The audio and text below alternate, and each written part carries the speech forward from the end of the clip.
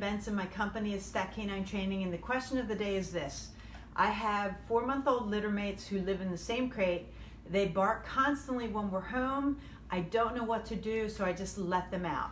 So first and foremost, when you have Littermates, you have double trouble. Hi, whoever tuned in.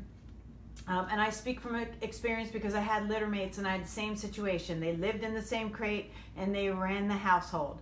So first what you want to do is get, excuse me, they each need a crate. So you got to have 2 crates.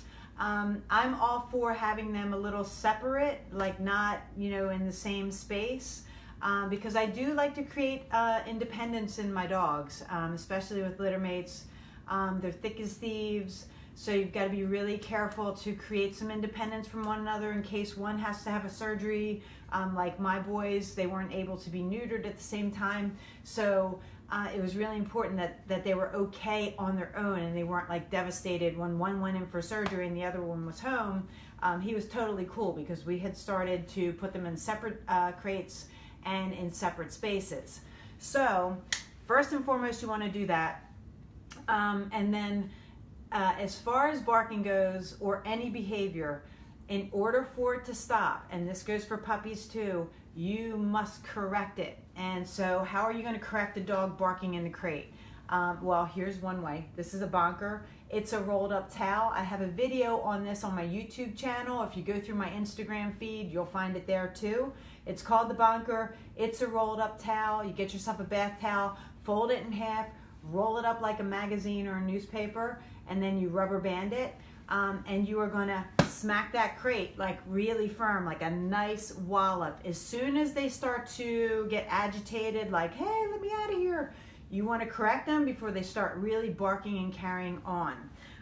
The other nice thing is once you start working with me at 4 months, I get your dog on the e-collar. So this is the best way to correct any and all shenanigans, and that includes the crate barking, the whining in the crate. Because let's face it, when you're at home and you're doing your thing and you're trying to just like make dinner or get the kids ready, or you're doing something with the family and your dogs are barking incessantly in the background for your attention, there is an undercurrent in your home. The energy is completely nerve-wracking.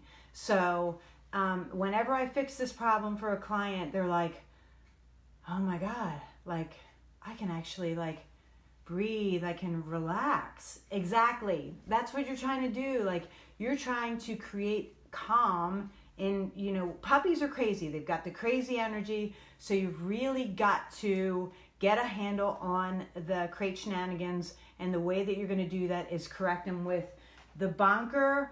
You're going to wallop that crate. That might take 3 or 4 times where you like smack the crate and then you leave.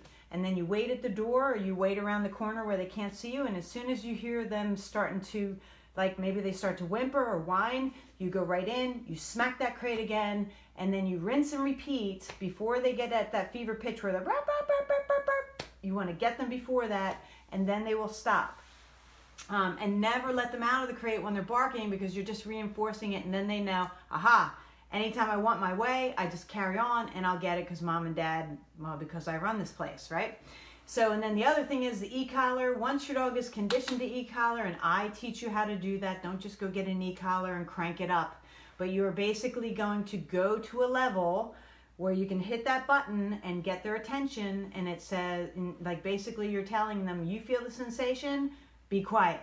And you pair that together, and they start to learn, oh, quiet means I feel that sensation. She says quiet, I better zip it, or I'm going to feel that sensation, and it's going to get higher and higher and higher until the dog stops. So corrections are huge. Separate crates are the other thing.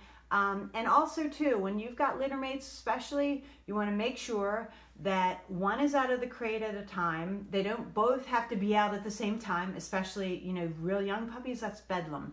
So you make sure that your puppies are okay and can be calm in the crate.